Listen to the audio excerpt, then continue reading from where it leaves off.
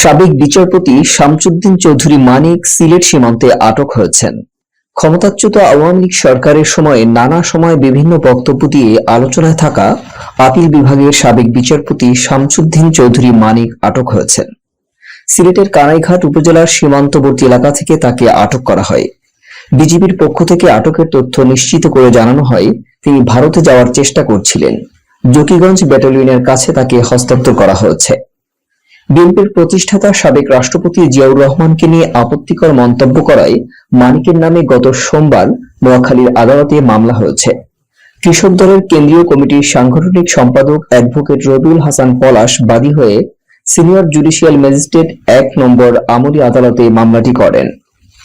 একই অভিযোগে বৃহস্পতিবার ঢাকার মেট্রোপলিটন ম্যাজিস্ট্রেট সাইফুল ইসলামের আদালতে আইনজীবী মোহাম্মদ জিয়াউল হক বাদী হয়ে আরেকটি মামলার আবেদন করেন।